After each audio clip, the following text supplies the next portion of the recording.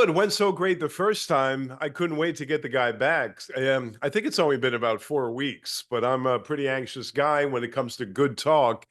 And here's our friend Ray Negron once again, the baseball genius. I say that because I don't know anybody in my world that knows more baseball on the inside, and not just that, just the game itself, and has just a very unusual take on things, more so than yourself. Really.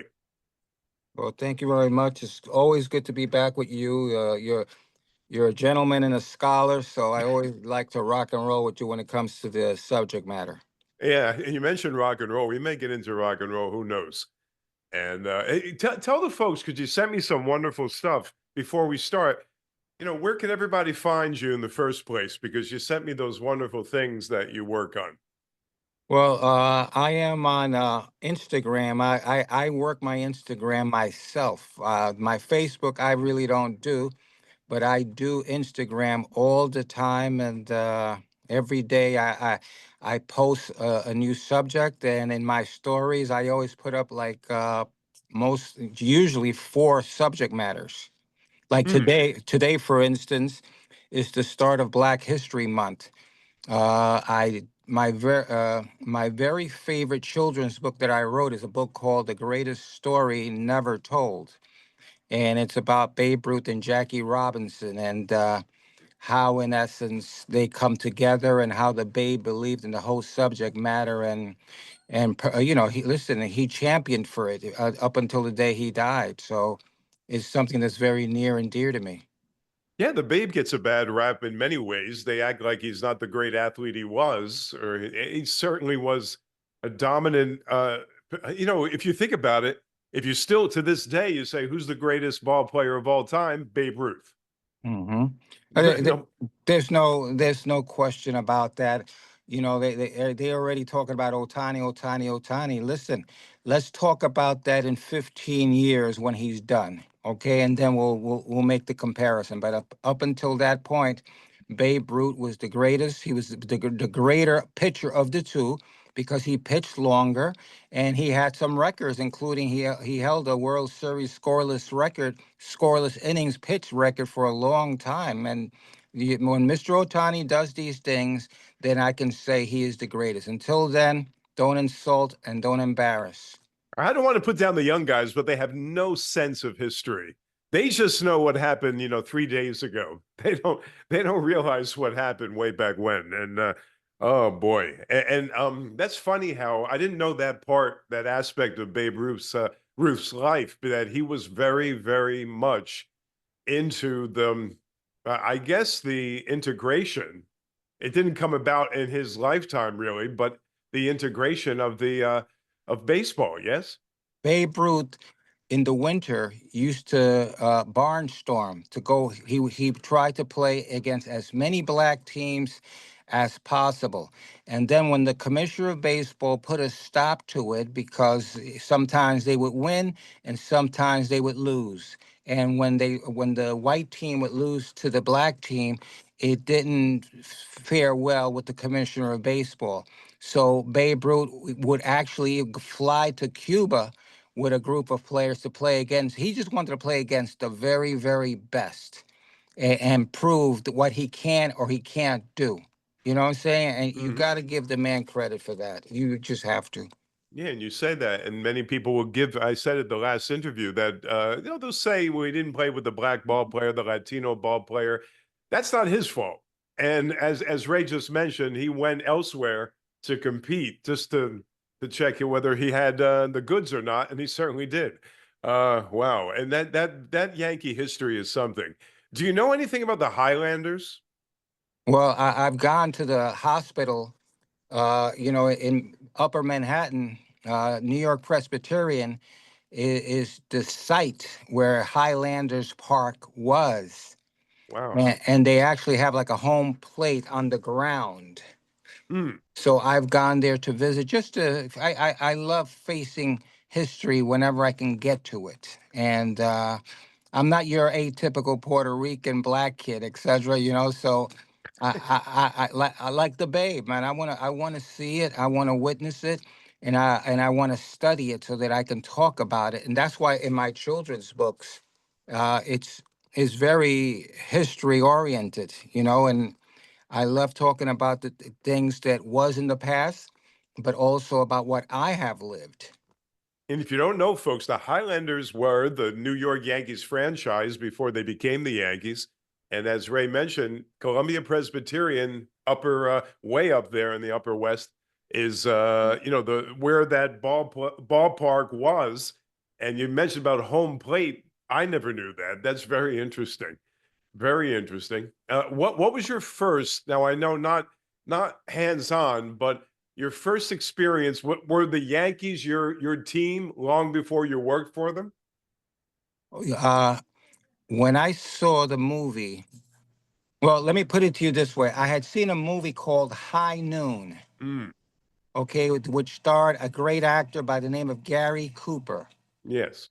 My uncle, when came back from the Navy after the Korean War, he worked at a cleaners in Los Angeles. And so he used to deliver the clothes to different movie stars. And his favorite was Gary Cooper. He said he was the nicest. And so when he came to New York one time, like in about 1962, he says, "We're going to see a movie tonight called High Noon because my favorite actor is on there." Mm, And I saw it and I fell in love with Gary Cooper. So a couple of years later, they used to have on TV. They didn't have Stephen Colbert and all that stuff. They used to have what they called the Late Show, yeah, that's right. which was movies. And I'll never forget. I was supposed to be asleep at 11:30, but I quietly put on the TV so that my mother couldn't hear it because the movie that was coming on was The Pride of the Yankees, Mm. starring Gary Cooper. So I watched it because of Gary Cooper. And when I saw that movie, I to this day I get emotional because I cried like a baby throughout that film. And after that, truly fell in love with Gary Cooper to the point that today his daughter is one of my very best friends in the whole world. Wow, isn't You that know? something? Yes. That film, Babe Ruth had a cameo. Babe Ruth had more than a cameo. Babe Ruth was the co-star. He got All right. co-star billing, and you know what? And he deserved it because he had a lot. He had lot to do with it. He worked a lot, and he actually would become very good friends with Gary Cooper. I think Bill Dickey was in that film. Bill, The there old the were old there were Yankee. 5 Yankees. Yeah, okay, and Walter Brennan was Was in that wonderful. film, and Walter that's how Brennan was we knew wonderful. about the great Lou Gehrig through that film. Not many of us, as a kid, in my experience, Ray, not many of us really knew about Lou Gehrig, who died so very young, and I think 1939. And Well, we knew about the Yankee history from that movie. well, how important was that movie in my life? One of the last scenes in that film, you see Gary Cooper, or you see Lou Gehrig and his wife show up at the ballpark, gate Hmm. four, gate four. And as they're walking in, a little boy says, Mr. Gehrig, please. And Lou Gehrig stops, turns around, and the little boy says, "You hit 2 home runs for me one day." And that's when Lou Gehrig, all of a sudden, life comes into him because he already had ALS. Mm. And he goes, "Oh, yeah, I remember you." And after that scene, I started going to gate four just to watch the players because Mm. that's how I learned where the play. I never could afford to go into the park, but I could afford to go to walk there or sneak into the train to get to 161st and River Avenue and go to gate four and just watch the players walk in and walk out, walk in and walk out.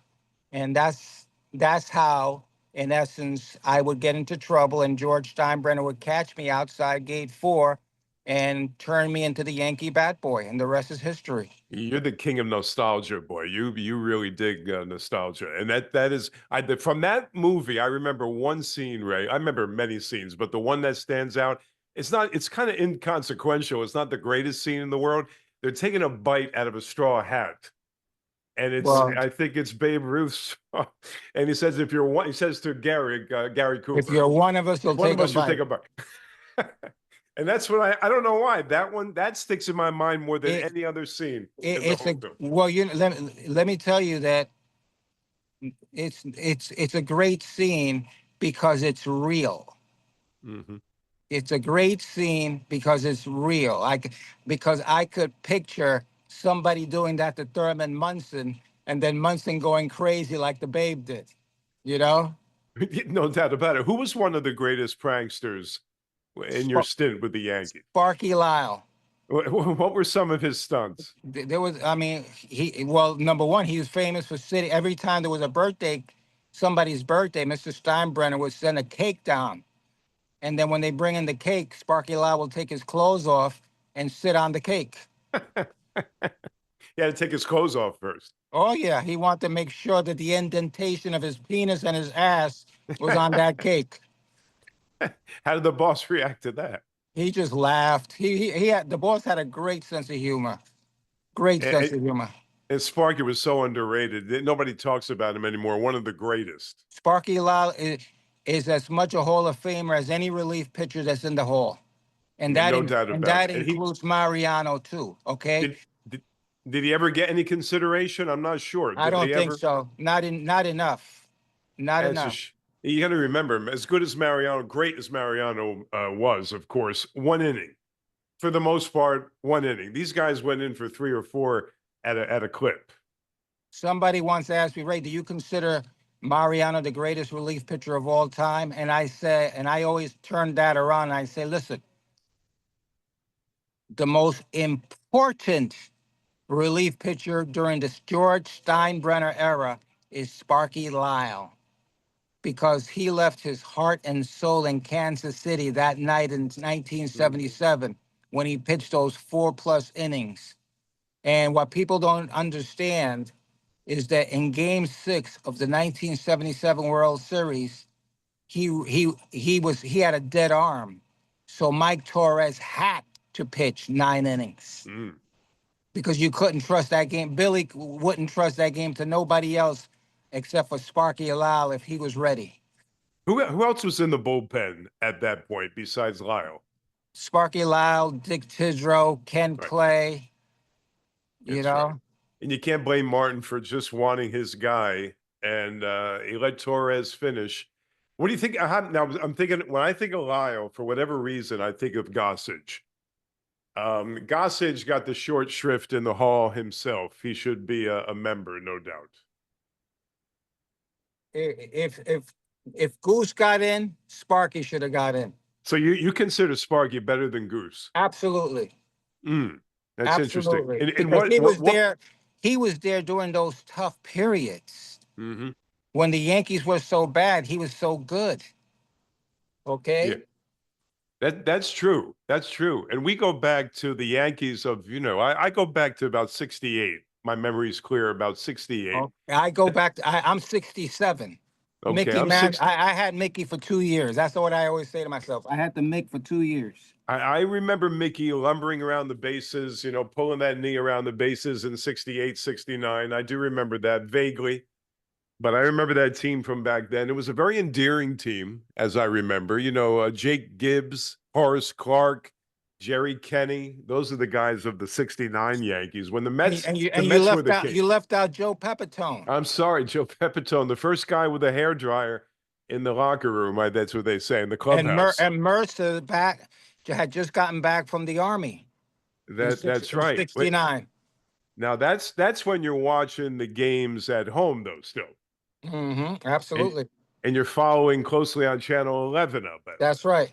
That's right. And hey, and you forgot Jerry Kenny.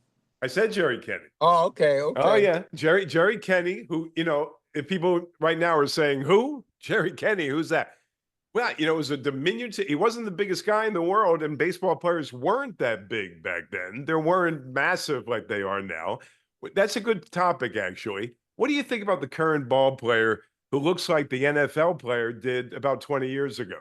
Well, you got to remember that before George Steinbrenner, there was no such thing as having health and fitness coaches and nutritions and supplements and gyms and all that kind of stuff. We didn't have any of that in those days.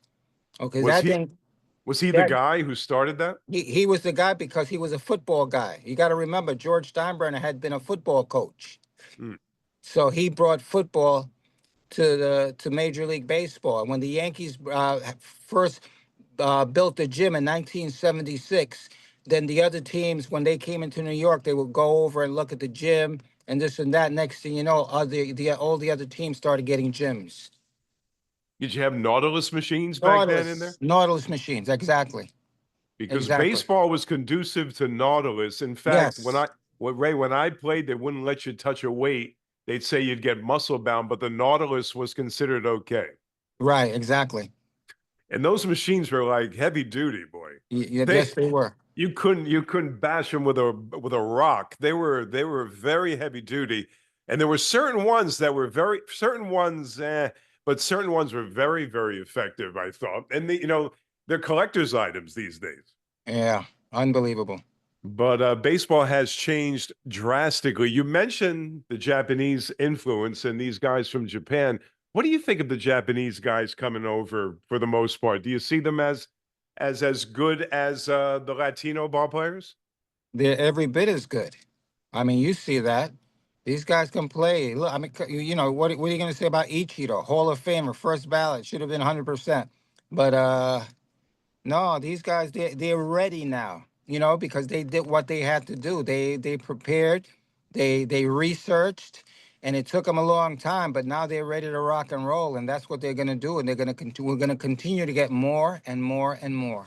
What Yankees are not in the Hall of Fame that definitely should be? Listen, if Bernie Williams had played for any other team and put up those numbers that he did, he's a Hall of Famer. Okay, I mean, you're talking about a Kirby Puckett type career. Okay, so why isn't he considered? I mean, all those guys, a lot of Why do you those think it guys. is? Why do you think it is? You know what? I can't come. I don't know. I really don't know. To be honest with you, I don't understand the system. Or why? Listen, why isn't Thurman Munson in the Hall of Fame? Why isn't Louis Tiant in the Hall of Fame? I mean, it just goes on and on. And then you Tommy see. John should be in the Hall of Fame. To be Oh, honest with there's you. no doubt about it. Well, who else Okay. had a surgery named after it? No, but Yeah. it's no. Tommy John. You didn't want to face Tommy John anytime, any place. Yeah. He was a hell of a, and I when you mentioned the Bernie Williams days, Jeter, of course, is in, rightfully so.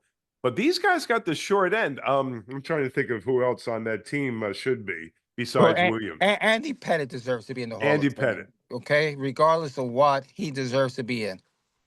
That's the Yeah, way I he feel had the about it. growth hormone thing, but who cares? I mean, he's not the only one.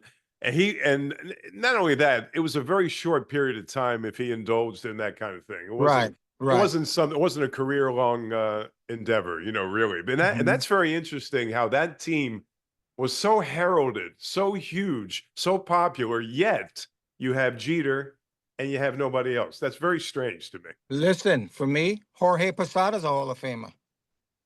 He'd be borderline, He be but you're board, he probably board, right. he's board, I would he's have to look at the borderline. numbers. He's borderline, but I mean, he's a catcher. You know what Yeah, I'm saying? He's a it's true. catcher. You What'd know, you think of his defensive play? Because they not always he was okay. Bill Dickey. You know what I'm saying? the He was great as good as Bill Dickey. No eh, better, no worse. interesting. I And miss old look at the time. numbers. Look at the numbers. Bill Dickey, as opposed to Jorge Posada. Look at the numbers. It's probably very comparable. Yes, What do you think about Old Timers Day not being Old Timers Day anymore? Do you miss that? sucks.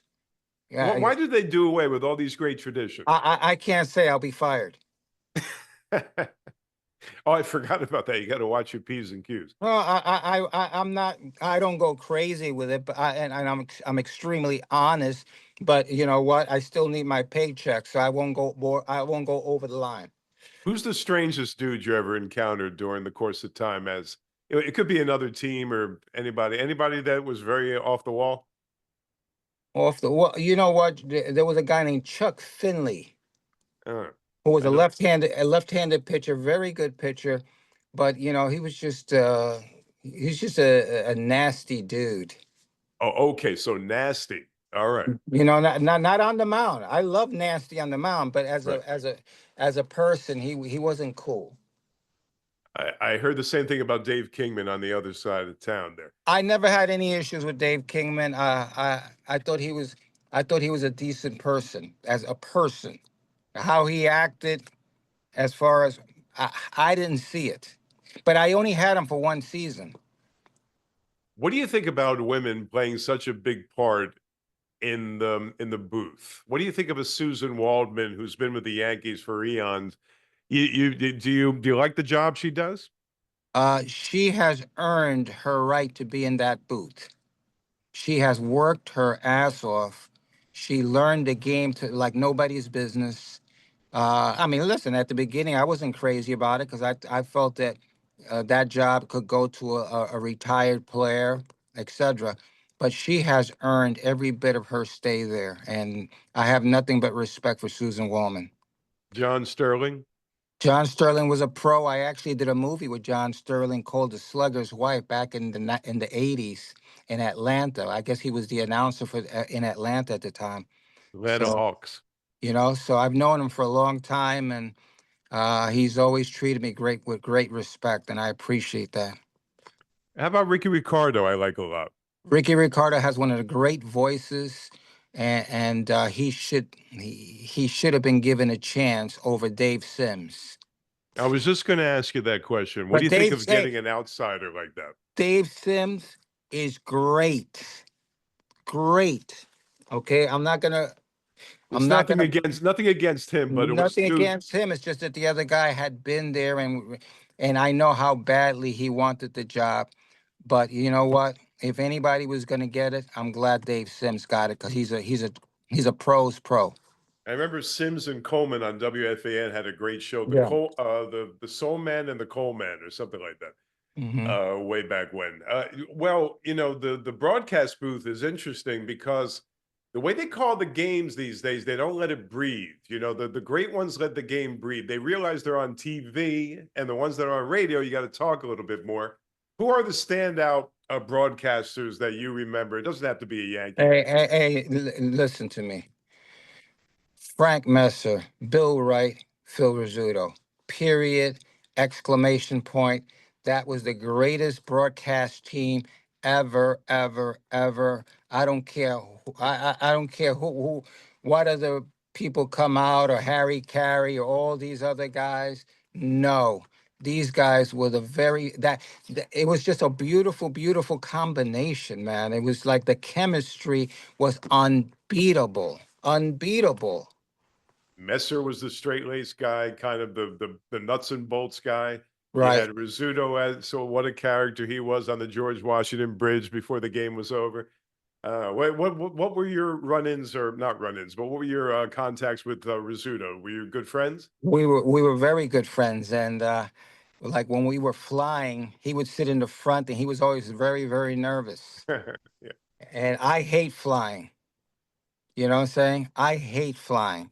And one time we were hitting some bad turbulence, and the players know how bad I was with that. And right away, like Doc Gooden started saying, "Oh my God, this plane's gonna fall down. Oh God, Duo, we're in trouble. Oh Ray, you're never gonna get home today." And I'm going crazy. I was literally to the point of crying, and I said, "F you guys." And I got up and I walked to the front of the plane. And I said, "Phil, can I sit next to you?" And so Phil says, "Holy cow, come on. This is really bad." I said, "Phil, let's try to not even talk about it, okay?" "Okay, you Huckleberry." And so next thing you know, we're going, and then the pilot says, "We're about to hit some pockets, so make sure to put on your seatbelt." And all of a sudden, we hit this bad turbulent, man, this bad pocket.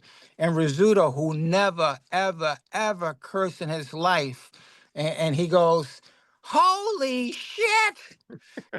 And when he said that, I got up. I said, "No, I'm going to the back."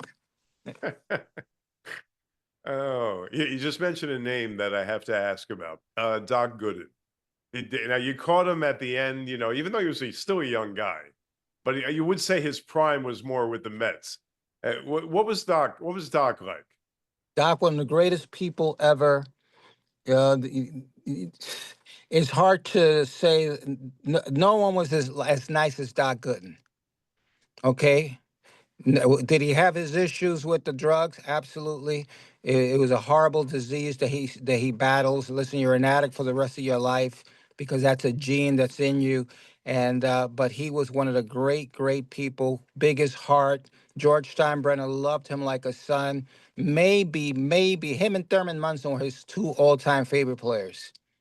He worries me because I've seen this happen. He's due for an interview with somebody, a pretty big interview too, and they can't find him. So then you think that he's off doing something he shouldn't be doing. And I wonder how he's doing these days. Do you know what he's doing currently? He's doing these shows. He's doing all these Oh, good, different shows, and good. he actually was just honored by the Thurman Munson Foundation and the AHRC, which is a charity that deals with underprivileged kids and families. And he's been doing some wonderful things. But let's not forget that he is still, until the day he dies, he's a drug addict. That's just it. That's what the program teaches you.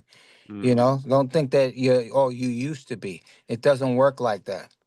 If someone came out with that kind of a problem with the boss around, how did the boss react to something like that? The boss educated himself. I would bring the top drug people in the country, especially a woman by the name of Adele Smithers, who started the Smith. Her husband started the Smithers Foundation, and when he died, she kept it going, and she was a specialist, the best in the world. And she, in essence, educated Mr. Steinbrenner on what the disease is all about. And so Steinbrenner, he accepted it, respected it, and went with it. And he accepted the downfalls that Dwight Gooden was going to have, and Darryl Strawberry. You know what I'm saying? Oh yeah. And I, so he fought. He fought like a champion to help them deal with the situation. I remember Lasorda was very hard-headed with Strawberry's problem. He said it was a weakness, not a disease. And that was a Night and day, night and day, night and big day. controversy. Did you know Yeah. Tommy Lasorda? I knew him very well, very well. I actually tried to talk to him about that, but he didn't want to hear it. Yeah, he's an old timer. Sometimes you can't really talk to them, but George was an old timer himself. It depends on the personality, I'm sure. No, it depends on the aspect. Well, like when you watch my documentary that's coming out this summer, you'll understand that George, and I'm not ashamed to say or embarrassed to say that he believed in me. He believed in the fact that I'm never gonna lie to him. I don't lie to nobody. If you can't accept the truth, then go away. If Period. you don't know, Ray was if you didn't see that first if you didn't hear the program on PAT or you didn't see that first video, Ray was taken off the street by George Steinbrenner in a certain sense and put to work as the bat boy for the New York Yankees when you were 17. Yes. Okay, and that was 1973. Right. Okay, and that was the year when everything was turning around, and the Yankees were turning, into something that you could really see progress being made. What was the major after George bought the team, Ray? What did you see as the turning point to more victories, more success? Thurman Munson. That was the one guy, huh? Thurman Munson was becoming Thurman Munson. And Mm. then you got to remember 75, 6, and 7. I mean, those were years he drove in 100 runs. He hit 300. I mean, he was Superman. And he was Superman in the clubhouse just by being the strength. He was our heart and soul. And he's not in the Hall of Fame right now because like writers used to go up to him and talk to, or didn't want to talk, and Thurman would tell him, "Go away. I don't want to hear this BS. I got to get ready for the game." That's just who he was. Things of That's the which kind. you can't say today or can't do today. It's the kind of person he was. It didn't make him a bad person. Just, I think a lot of that, believe it or not, a lot of that's due to shyness in a certain sense. And Yeah, also in a the way, fact that you think your privacy is being invaded, that too, and that too. is his wife still with us? His wife is very much with us, and she's a great lady, and she's a big part of AHRC in dealing. She's been helping with this charity since Thurman died. And that day, I don't want to bring up bad tidings, but that day had to be very emotional for everybody. How did the Yankees take it when they got the news? We never got over it, man. I mean, it was hard. I never saw 30 guys cry in unison. Who was closest to him on the team? Bobby Mercer. Hmm. Bobby Mercer. They were true brothers, true brothers. I got to And ask then you a question. and Here's then one Lou for you. Piniella. Go ahead. I'm sorry. Go ahead. And then Lou Piniella. Okay. I got to ask you a question. Here's something that I think about. A lot of baseball players have died from brain cancer. This is way out from left field. Quisenberry, Mercer, Gary Carter, and there's a couple more that I'm not thinking of. Do you think there's any correlation? That Something. What do you think is the reason this seems to happen so frequently? bad coffee beans in the clubhouse. I guess there's really no. I said I was talking about that with somebody, and some doctor gave me some crazy explanation. I said, "Come on." Something about the turf. I don't know what he was saying, but so I thought I don't I'd know what he's ask you. talking about. Oh, we won't know until we get to heaven and ask God. I guess, God, why'd you take Gary? And Gary Carter was one of my favorites, even with the Montreal Expos, long before he became a Nice Met. guy. I used to Nice love guy. that guy. Nice You knew guy. him well? I knew him well enough, Mm, and he was a Because he very got a bad nice rap man. as being a goody two shoes kind of type. But he would go home to his family. These other guys would go out partying. He's And nice, he nice guy. very Nice guy. nice guy. Yeah. And what are some of your friendships with the Mets? Do you know any of the old Mets? I knew well Doc and Daryl naturally. You know, Ron Darling were friendly, and David Cohn naturally. There's another Hall of Famer, by the way. Yeah, I agree, 1000%. You didn't want to face Cone. Oh, he was very, very good. And he's a forgotten guy. I don't hear too much about him. He's very, very good. Who did you know that scuffed the baseball a lot or threw illegal pitches? Anybody come to mind? You didn't see it. You just didn't see it. No, They did it secretly, so if they were doing it, you I, didn't know about it. I don't know that even in my era that those guys really did do that. That was before me. That's a Whitey Ford thing. You know what I'm saying? You know why I thought of it? Because Cone was accused of scuffing and doing that kind of thing. I would believe Cohn. Yeah. Yeah, because he was a gunslinger. He's a gangster. What kind of personality did he have? He had the greatest card player ever, because you just don't know if he's kidding, not kidding. He just David Cohen's one of the really, really good guys. You Ricky know, Henderson just passed. Your memories on him? great. With Ricky Ricky was like, I just finished telling somebody this the other day. And what was that? You know, Ricky was just a good guy. Just like, remember how they always say that he always talked in the third Oh person yeah, all the time. all the time, and he was a true Billy Martin disciple. Loved Billy Martin. Billy Martin was his father. That's the one thing that we had in common.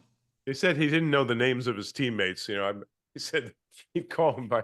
He didn't. First he said Ricky's going to steal second and third, and then he Mhm. would say, this guy. When they would refer in an interview to somebody on his team, he didn't know who they were talking about. He didn't, and he was a journeyman.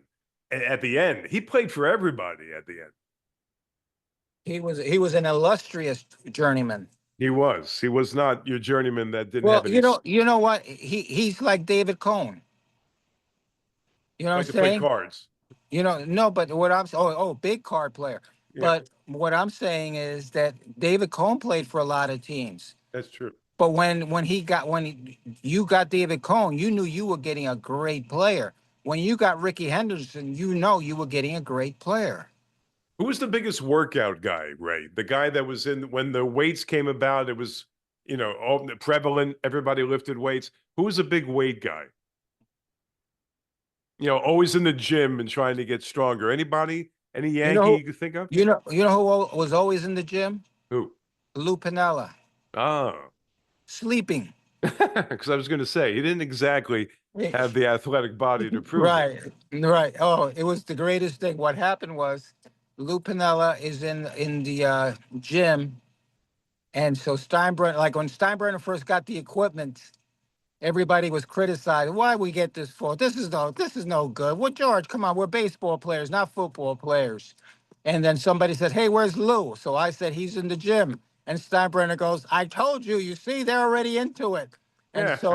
so then I said, "Boss, go look at his workout routine." And when the boss walked in and looked in, Lou Pinella was snoring on the floor.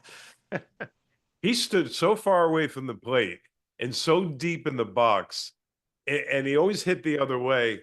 He was a tremendous hitter, tremendous hitter. Professional baseball player. Yeah, and he played a pretty good outfield too. He Yes, he wasn't known did. for, he wasn't known for that, but he played a pretty good outfield. Do you remember Paul Blair in center field? How good The, was he? the greatest defensive outfielder of all time. Wow, that's saying a lot. The greatest defensive outfielder of all time. If he hit more, then he would have been Willie Mays. Mm. How about the visiting players like or the managers always interested me, like Earl Weaver. Any run-ins with Earl Weaver? Earl was great. He was somewhat of a Billy Martin.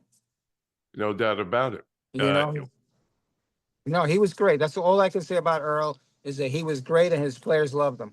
Sparky Anderson. I didn't have much with Sparky. I looked at Sparky as a fan, and the only thing that I didn't like about Sparky is when he made those statements about Munson after the 1976 World Series. What did he say again? Refresh my memory. After they won, he says, Thurman had a fantastic World Series, but so did Johnny Bench.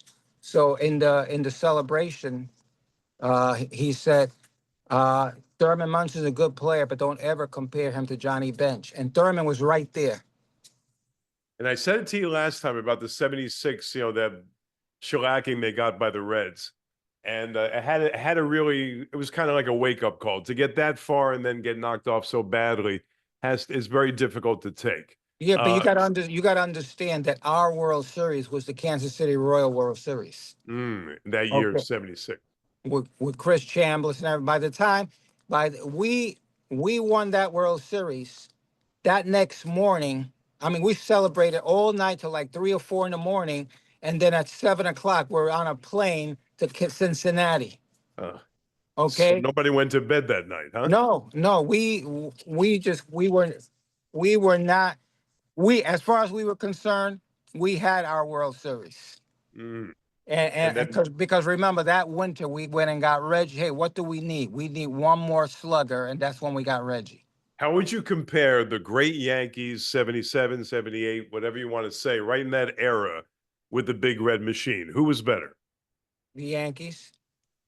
I thought you would say that, but I know you're telling the truth.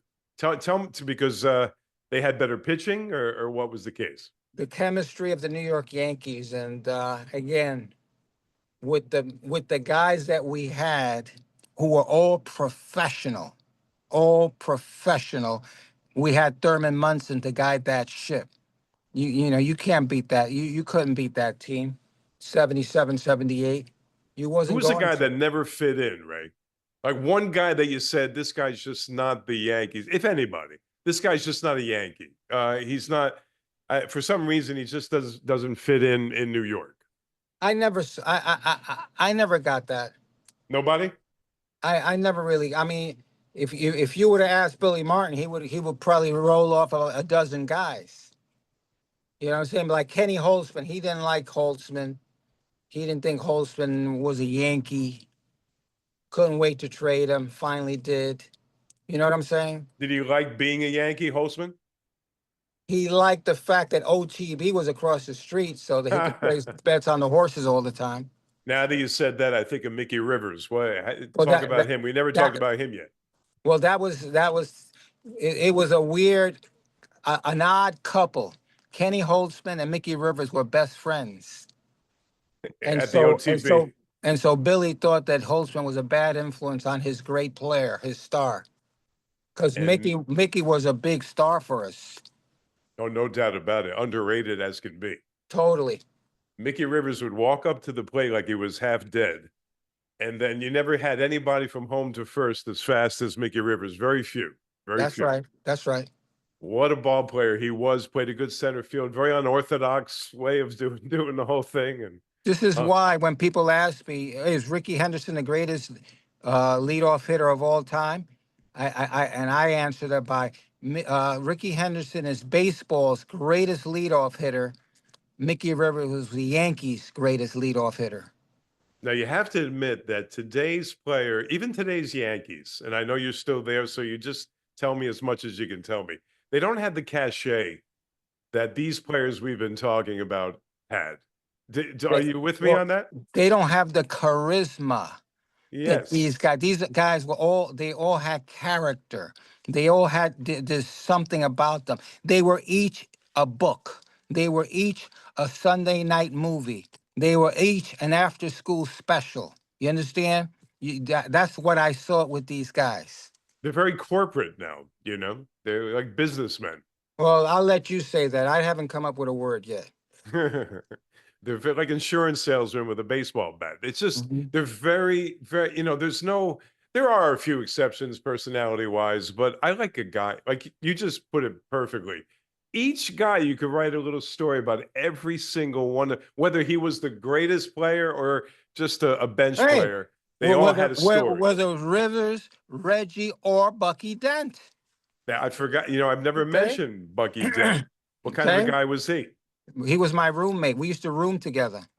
Steinbrenner used to have me room with him because he wanted me to watch him. He thought that he was having orgies every night when Bucky was the nicest guy in the world, didn't do anything, Why, hung out with why his would he think freaks that? because that was just George. You know, he saw all the teeny boppers love Bucky, and Bucky had that giant poster with his stomach out, and Oh, yeah. Steinbrenner would go, What is that? He's practically nude." But was he an old-fashioned guy when it came to that type of thing? George? Yeah, Yeah. He was no, it's just he was he just was like what's the word? Um, you know, traditional. very, very traditional. Yeah, that's the way I saw him. It wasn't like he was, No, no, no, no. curmudgeon. He was just very traditional. We were lucky that we could have mustaches. And I just was, you read my mind because I was going to say, what do you think of the whole thing with, to this day, I'm not sure, is it still in place? To this day, no facial hair. Right. What do you think of that? Was that a good way of No, it's just setting apart the Yankees from the others? well, it's a nice uniform type thing. And, listen, I always agreed with it. I always agreed with it. I And you thought as that a that was bat boy, cool. you couldn't grow a beard. Well, I had a mustache, How but did you get I away would, with it? to this day, I would not. Well, everybody had mustaches. Oh, wait a minute. They did have, okay. Yes, they did. They did have mustaches. That was all you could have, right? Right. No long hair. Right. I remember Catfish Hunter. What any thoughts about him? He was great. I love Catfish. Catfish was a wonderful, wonderful guy. Hey, for a country boy, he was like the classiest guy. Just so much class, so much charisma, so wonderful, and always looking out for us. Always, just great. Another I guy miss who him. came up with that horrible, horrible ALS, I think. Is that Yes, what he had? yes. Yeah. Oh boy. And we talked about the new Yankee Stadium, the current Yankee Stadium, far cry from the real thing. Why they made that move across the way there is beyond me. I guess they have their financial reasons. That has to be the reason, right? No comment. No comment about the new joint. And what about the The only thing astronomical? that I will say is that I miss the old place. I miss the spirits that are there. They didn't cross the street. They're still across the street, which is why when I'm having a rough day at work, I go across the street and I pray, I meditate, and I ask for the baseball gods to look out for me. What's your do you follow basketball or football? Not too much unless I have a friend on the team. Are you interested in the Super Bowl? I will be, like any fly-by-night fan, I will be watching the Super Bowl and probably root for Kansas City like everybody else. What do you think of the Taylor Swift phenomenon? I love it. I think that it's wonderful, and I think that she's real, and I think that it's good for the sport. It's good for all sports. Now you're a great uh, um, person to talk about film with. If you have one, the film that had the most influence on you ever, probably the Yankees, maybe. I don't know. Number one, Pride of the Yankees is number one, and High Noon is number two. Give me three. And the third one would probably be A Bronx Tale. One actor you'd go see no matter what he or she, or we'll go with both, actor or actress you would see no matter what he or she was in. Well, number one, Gary Cooper, Richard Gere, because he's a friend, and we've worked on a couple of films together, and he's been like so loyal to me, and I just happen to think that he's a fabulous, fabulous actor in everything that he does. And then Chaz Palminteri, because he was always what I wanted to be, a guy who didn't take no crap from nobody in the streets, and he always reminded me, like he just reminds me of how Billy Martin and George Steinbrenner were in a combination. You got to get on that podcast if you haven't gone on his podcast. You got to I, talk I've to him. already I've already been on it. It was one of his highest rated podcasts ever. If you get a chance, check it out. I was just gonna say I'm gonna check it out. Chaz, I remember Bullets Over Broadway. That's how I remember, not the Bronx Tale, believe it or not, Right. the Woody Allen Bullets Over Broadway, and that was the first time I ever saw him. Heck of an actor. Hell of an actor, and he's actually producing my documentary, Bat Boy. That's terrific. What do you? What is it? Where does he? Is he still in the Bronx? He lives in Bedford, New Hmm. York. Okay. Actually, hey, he lived next door to Richard Gere for years. Oh, really? Imagine, so I could go and visit Richard and then see Chaz. Yeah, you kill two birds with one stone. You go see both of them. That's a pretty good Mhm. afternoon seeing those two guys. Yeah, yeah. No, Uh, they're just the greatest. And you know what? I met Richard when I was truly a nobody, and he was again. He befriended me, and we've been friends ever since. And Chaz was the same way. and that the Bronx Tale, he does a one-man show. I don't know if he's doing it currently, but I know he does. He had that one-man show, The Bronx Tale, where he just does a monologue for, the hour and a half, whatever the length is, and it's supposed to be great. I never got a chance to see it. I don't know the man. I, I'd like to get him on my show, but I don't know the man. But Number one, naturally, I've seen it probably a dozen times, and he influenced me into doing my own one man show, entitled Bad Boy, of which I did for like 6 or 7 years, where and truly a great success. And all the profits went to different charities in the city, where'd you do all that? at The Bad different Boy. theaters all around the city. Oh, wow. I did. When was that? When was this, Ray? I missed all that. From When was from this? two from we did that from 2007 18 up until 2023. Did you ever want to make acting a full-time career? I tried, but I got hungry. That'll do it. You got to eat. But I literally have done probably almost 20 films. Mm. Yeah, what's the most memorable? Do you have one? The Cotton Club with Richard. What do you play in there? I was the waiter in the club. I was a glorified extra in that club. I've had co-starring roles, but to be a glorified extra in a Francis Ford Coppola, Richard Gere film was a highlight for me because I got to spend probably 4 months in Astoria Studios with the great Richard Gere, Nicolas Cage, Diane Lane, Gregory Hines, and the great Francis Ford Coppola. And every major star in Hollywood and New York used to come to the set every day just to see what was happening on that set. Well, Coppola is a brilliant guy. I like Gear. I like Gear. I always like Gear. I think he's a wonderful actor. Officer and a Gentleman always comes to mind first in my head. Absolutely, absolutely, That absolutely. that was his. To me, that's his best performance. Yeah. I Oh, just think it was. And that is something that I saw as a pretty young guy, and I remember seeing this. I don't think I knew. I don't think I saw the Looking for Mr. Goodbar or great these other film. ones Great film. he had been in. I've seen him now, but at that point, that was my first real exposure to Gear at that point. But well, Ray Negron here for a few more minutes, and wow. And as far as yeah, you make acting your career. You have to eat maybe I, one listen. meal a day.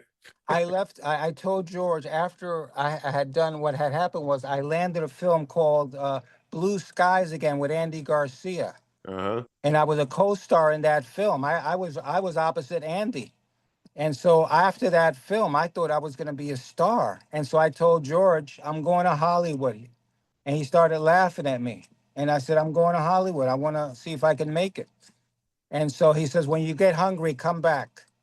And And Blue Skies, you played opposite Garcia.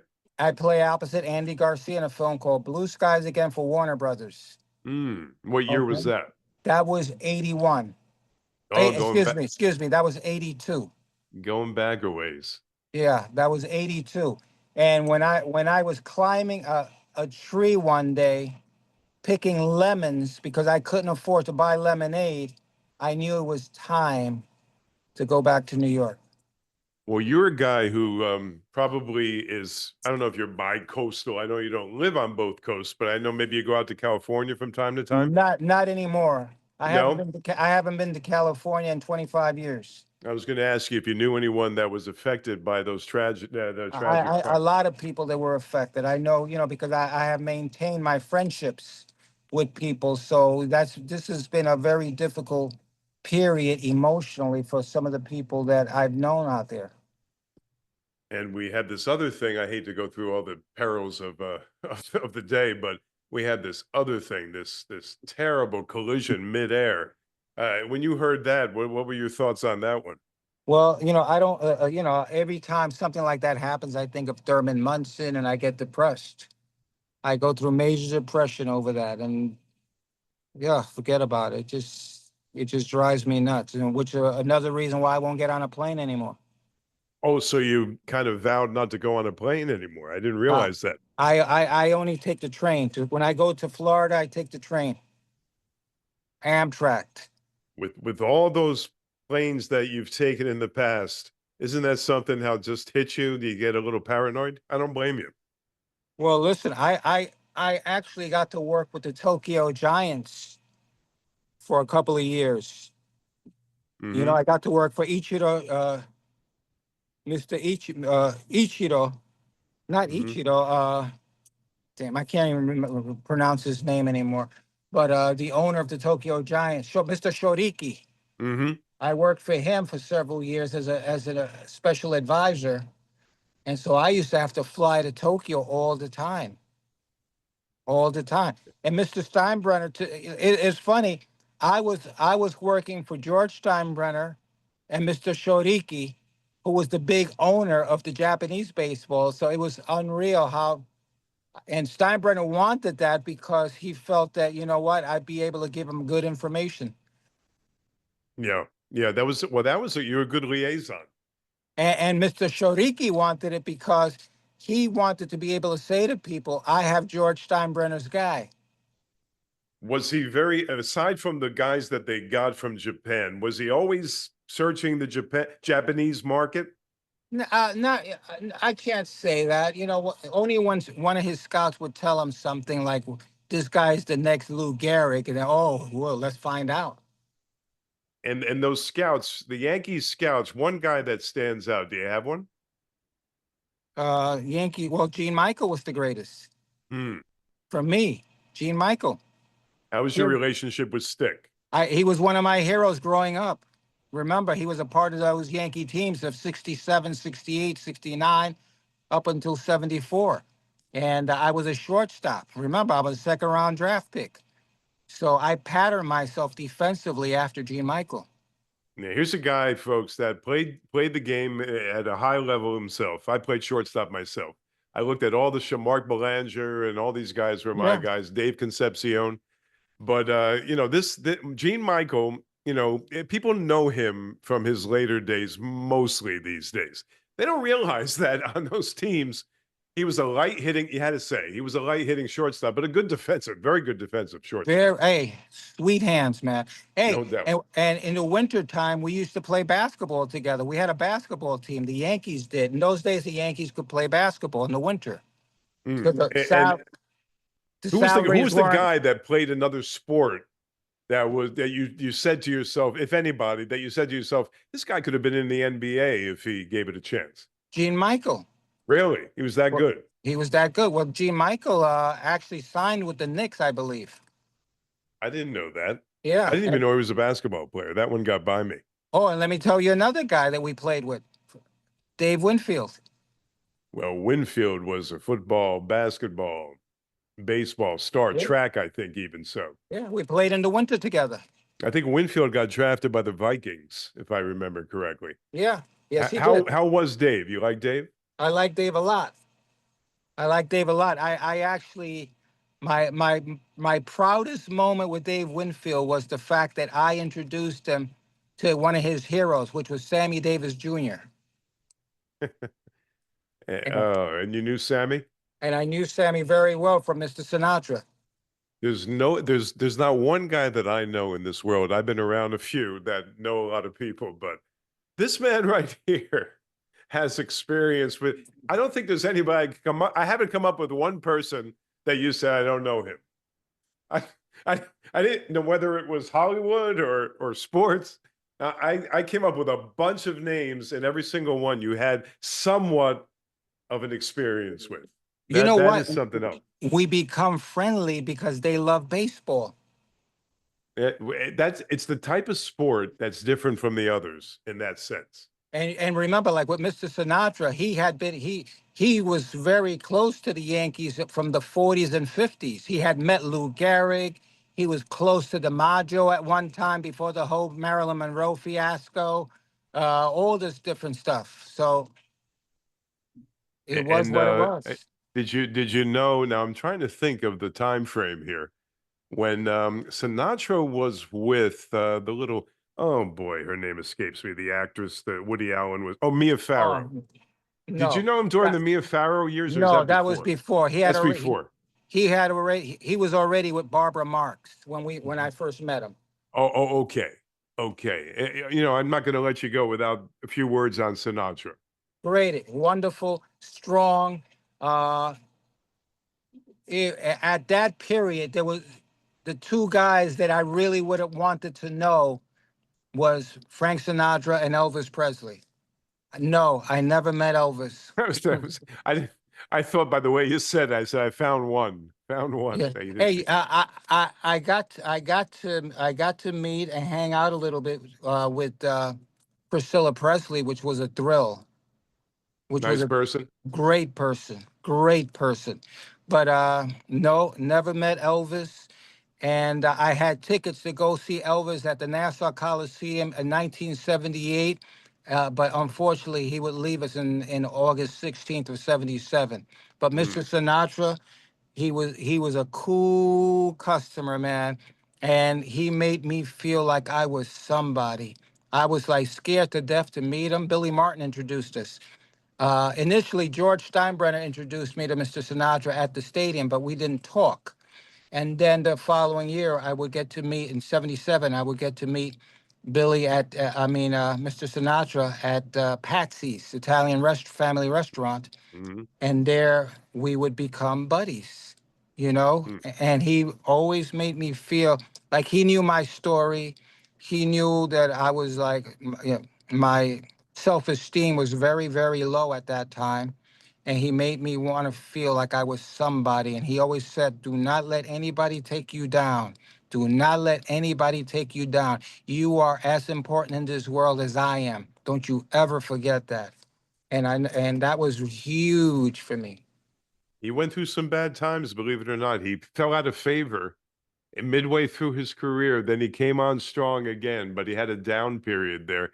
I think he went head over heels. He had a bad breakup with Ava Gardner, Ava Gardner, and she broke his heart, from what I understand. he tried to kill himself. He was actually suicidal, actually attempted suicide. Yes, he did. Wow, I didn't realize that. And because she was a little on the loose She side, and she really took him for a ride. she mentally tortured him. Mm. You know, I some women will do that to you. You know, it just happens. It was a, you know, like he says, it was a part of his growing up process. mm. Because when you're in this world, you mature late in life. Like I tell people all the time, I didn't become a true man until I was 50 years old. Yeah, And I, that's about right with me too. Yeah. and understand, I didn't have success, like true success commercially until I was 50 years old. That's when I would have my first best-selling book, The Boy of Steel. All right, And lay it down where everybody can find you and your writings and your book, everything. I mean, between Instagram and just you know, when you go into the computer, what do you call that? When you look things up? Wikipedia. Like When you're looking for Google, Google. You just Google Ray Negron. and Just that Google Ray Negron, and you could find anything. My books, my films, whatever. as soon as My I get off with you right now, I'm gonna check out your appearance with Chaz. Oh yeah, people love that show that I did. That's a part of that is in my documentary actually. Now, was that just recently? I think that was over a year ago. Pretty recent. You know. All right, Ray, really appreciate it. Periodically, we got to do this, because I know you have more. We could actually talk for 10 hours and it would be nonstop, and he would come up with things I know for a fact that I've never heard before. These little innuendos, these little things. Those are the most interesting things. Well, you'll say you know. I mean, you should be a district attorney because you say certain things, and all of a sudden, it all comes I'm out. You getting know what I'm saying? all the information out of you. You know, I know. you should be a detective interrogating somebody. My Put on mother the. used to want me to be a lawyer. She said, "Go to law school." Mm-hmm. All right, Ray, I appreciate it. No problem. No problem. Always a good time. And, you know, God bless you and all that stuff and keep having fun with this stuff. Oh, no doubt about it. See you soon, Ray. Thank you. Bye bye.